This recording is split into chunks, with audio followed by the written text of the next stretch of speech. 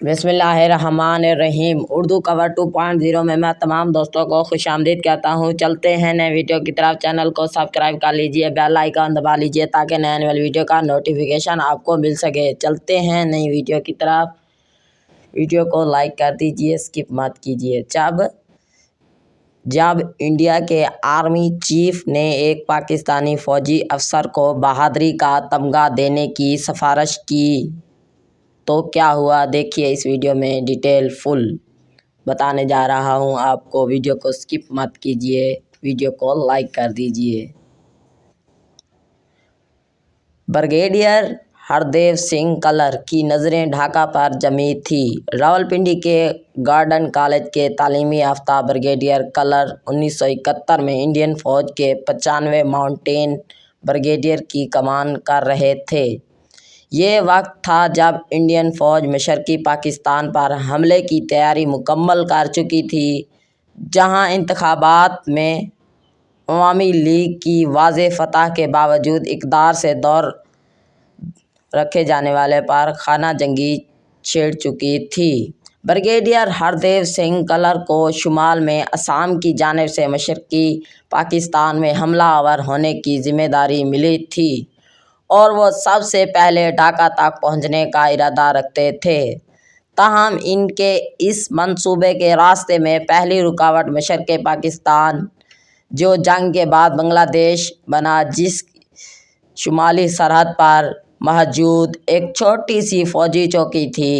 कमालपुर नक्शे पर एक नुक्ते से ज़्यादा नहीं था। अददी और फ़िज़ाई बरतरी के साथ साथ ब्रिगेडियर हरदेव सिंह के पास तोपखाने की भारी तादाद मौजूद थी। इसके अलावा मशरक़ पाकिस्तान की फ़ौज से मुनहरफ होने वाले सिपाही, जिन्हें इंडिया ने तरबियत और असलहा फराहम किया, यानी मक्ती बहानी की 2 से 3 बटालें भी दस्तयाब थी। ऐसे में कमालपुर की छोटी सी सरहदी चौकी पर कब्ज़ा करना बाज़ाहिर घंटों का काम था, लेकिन ये चौकी, जहां एक नौजवान पाकिस्तानी फ़ौजी अफसर कैप्टन एहसन मलिक सिर्फ 70 सिपाहियों और इतने ही नीम तरबियत याफ्ता रेंजर और रज़ाकारों के साथ दिफाई पोजीशन मजबूत करने में जते हुए थे, ब्रिगेडियर हरदेव के एक तरनवाले साबित होने वाली थी। जहां एक पूरे ब्रिगेड और इंडियन फ़िज़ाएं का मुकाबला करने के लिए कैप्टन एहसन मलिक के पास 3 मार्टर थे। ब्रिगेडियर हरदेव सिंह कमालपुर पर कब्ज़ा कर लेते तो ढाका तक रसाई इनके लिए आसान हो जाती। कैप्टन एहसन मलिक और ब्रिगेडियर हरदेव सिंह का ये मुकाबला इसलिए भी अक्सरी एतबार से अहमियत रखता है कि ये बाकायदा जंग से कई हफ्तों कबल शुरू हो गया था, जिसके इख्तिताम तक नौजवान पाकिस्तानी फ़ौजी अफसर के दलेराना दिफा ने इंडियन फ़ौज के सरबराह को भी इनकी बहादुरी का एतराफ़ करने पर मजबूर कर दिया। इंडिया की अक्सरी हिकमत अमली। इंडियन फ़ौज ने जंग के बाकायदा आगाज़ से कबल मशरक़ पाकिस्तान की सरहदों के अंदर मुदाखलत और मक्तनी बहानी के ज़रिए हमलों का आगाज़ कर दिया था, जिसका मकसद जंग से कबल पेशकदमी को आसान बनाया था। 4 साल कबल ही फ़ौज में कमीशन हासिल करने वाले कैप्टन एहसन मलिक को इंडिया की सरहद से सिर्फ 1000 गज़ के फासले पर वाक़ इस चौकी पर तैनात हुए अभी कुछ ही अरसा हुआ था कि इंडिया ने कमालपुर पर कब्ज़ा करने की कोशिशों का आगाज़ कर दिया। जून और जुलाई में इस चौकी पर हमला इनकी तैनाती से कबल ही हो चुका था। ताहम 22 अक्टूबर 1971 को इंडियन फ़ौजियों और मक्ती बहानी ने मिलकर चौकी पर हमला किया। अपनी किताब वेंडनेस टू सरेंडर में सदीक सालिक ने लिखा कि इस हमले में एक अफसर समेत 9 इंडियन हमला आवर हलाक हो गए। अगले हमले में 14 नवंबर को किया गया, जिसमें इंडियन फ़ौजी भी शामिल थे। एहसन मलिक ने पाकिस्तान फ़ौज के मैगज़ीन हलाल میں اس بارے میں لکھا کہ 15 نومبر کو جب ان کے چند فوجی پیٹرولنگ کی غرض سے نکلے تو ان پر گولیاں کی بوچھاڑ ہوئی۔ احسن ملک کو احساس ہوا کہ چوکی پر قبضہ کرنے کی ابتدائی کوشش میں ناکامی کے بعد انڈین فوج نے ان کی چوکی کو گھیرے میں لے لیا ہے۔ 1967 میں کمیشن حاصل کرنے والے کیپٹن احسن ملک 31 بلوچ ریجمنٹ کے ساتھ اپریل 1971 مشرق پاکستان پہنچے۔ کمال پور کا دفاع۔ بریگیڈیئر ہردیو ابتدائی ناکامی کے بعد حکمت عملی بدلنے پر مجبور ہوئے۔ انہوں نے چوکی کا مکمل محاصرہ کر لیا اور توپ خانے سے بھاری بمباری کا آغاز کر دیا۔ میجر جنرل سکھوندر سنگھ نے اپنی کتاب انڈیاز وارز سنس انڈیپینڈنس میں لکھا کہ بریگیڈیئر ہردیو نے 2 بٹالین کی مدد سے چوکی کا مکمل گھیراؤ کر لیا ہے۔ صدیق سالک اپنی کتاب میں لکھتے ہیں کہ بریگیڈیئر کلر کا مقصد یہ تھا کہ چوکی پر حملے میں مزید جانی نقصان کی بجائے پاکستانی فوجیوں پر نفسیاتی دباؤ ڈالا جائے اور ان تک کسی قسم کی کمک پہنچنے کے امکانات کو ختم کر کے انہیں ہتھیار ڈالنے پر مجبور کر دیا جائے۔ تاہم احسن ملک نے اپنی چوکی میں خندقیں کھود کر کنکریٹ کی مدد سے انہیں مضبوط بنا رکھا تھا۔ دن کی روشنی میں نقل و حرکت کو ممکن بنانے کے لیے خندقوں کو ایک دوسرے سے ملایا گیا تھا۔ ان کی دفاعی حکمت عملی کا ایک اور پہلو انہوں نے ویتنام جنگ سے سیکھا تھا۔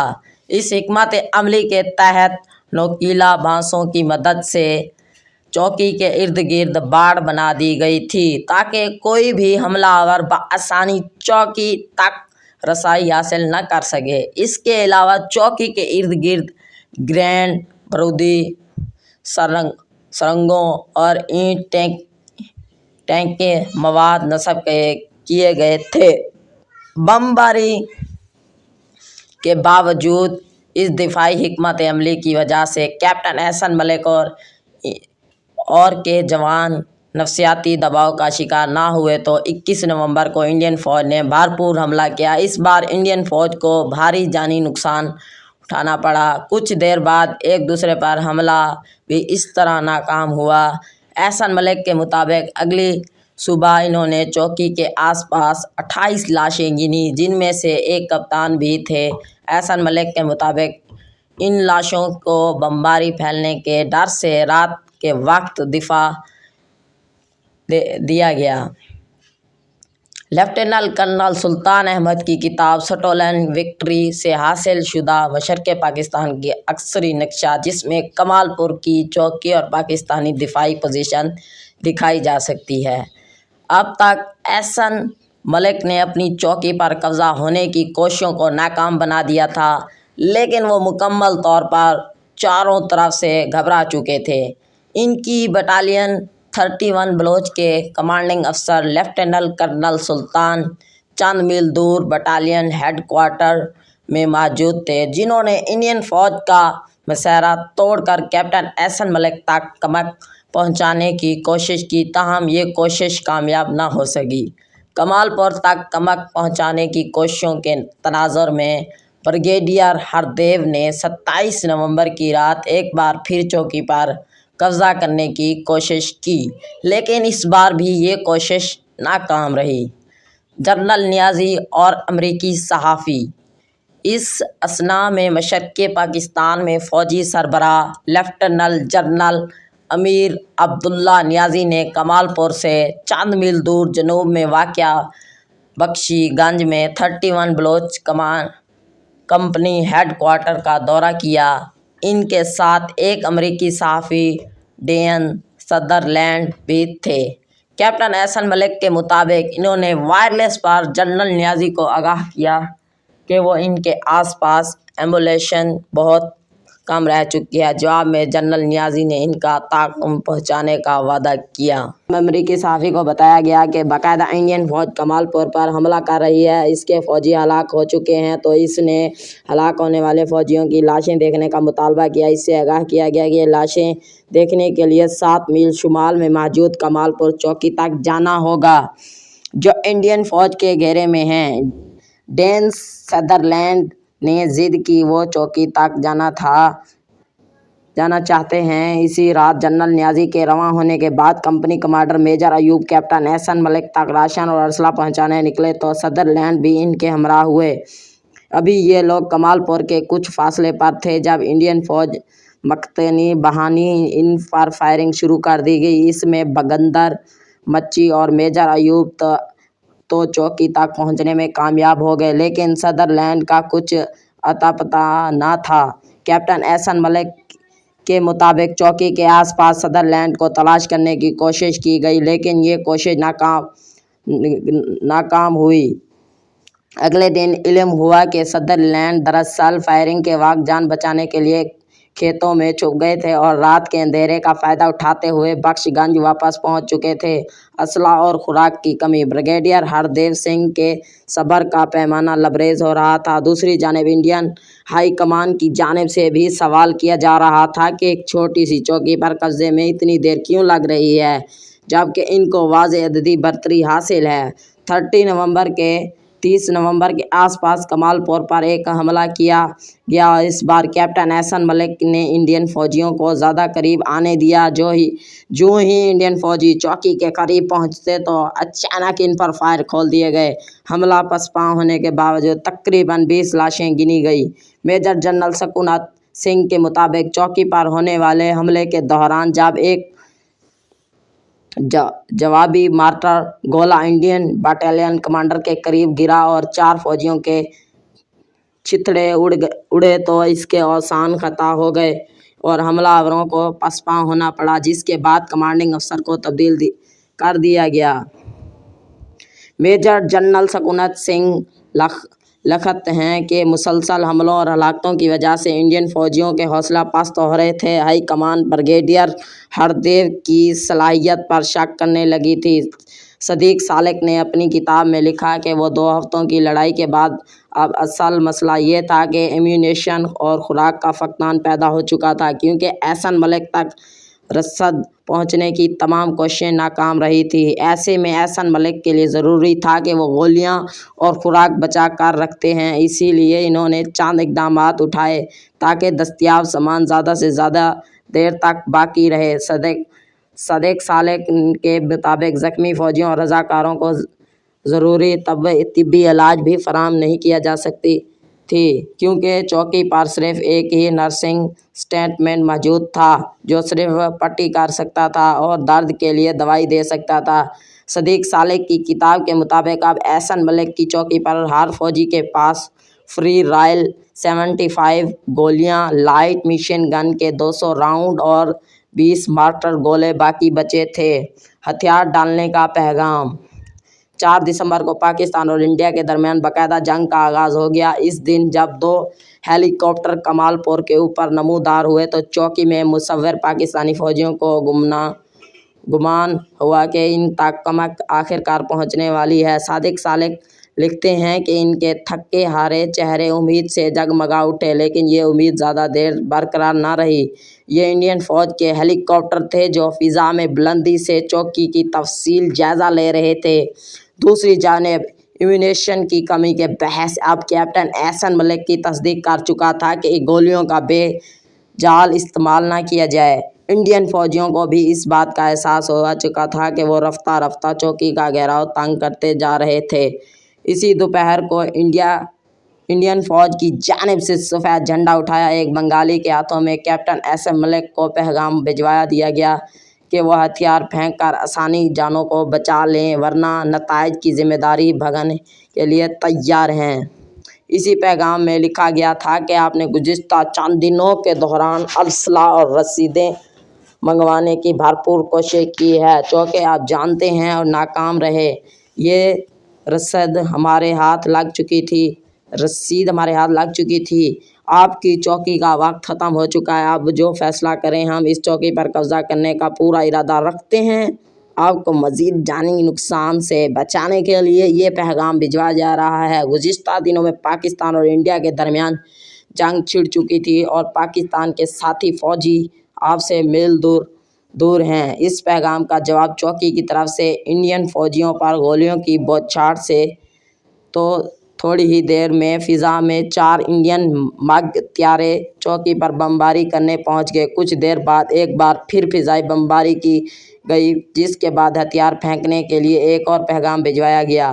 میجر جنرل سکھونت سنگھ کے مطابق اس پیغام میں لکھا گیا، آپ نے ہمارے پہلے پیغام پر توجہ نہیں دی کہ یہ آپ کو منطق سے کام لینے کی آخری درخواست ہے۔ آپ نے کچھ دیر قبل دوائی کا ذائقہ چکھ لیا ہے۔ اگر آپ ہتھیار پھینکنے کا فیصلہ کرتے ہیں تو میں آپ کو یقین دلاتا ہوں کہ آپ کو وہی عزت دی جائے گی جو کسی ایسے دشمن کو دی جاتی ہے جس نے دلیری سے مقابلہ کیا ہو۔ سکھونت سنگھ لکھتے ہیں کہ اس پیغام کے جواب میں پھر چوکی کی جانب سے گولیوں کی بوچھاڑ کی گئی۔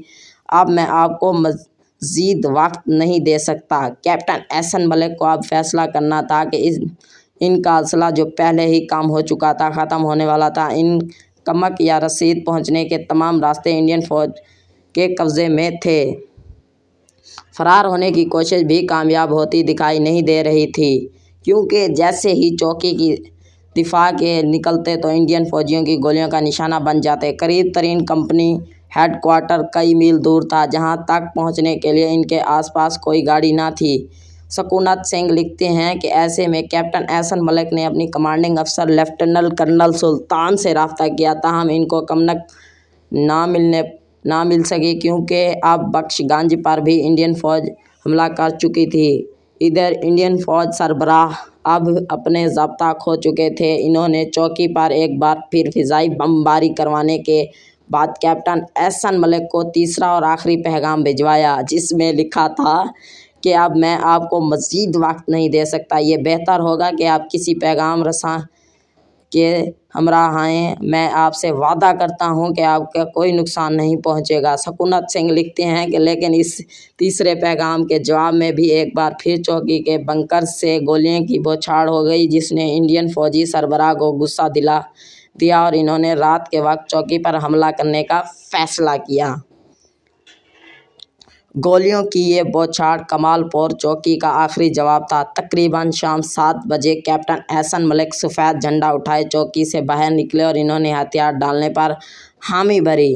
انہوں نے اپنے مضمون میں لکھا ہے کہ ایمونیشن ختم ہو چکا تھا۔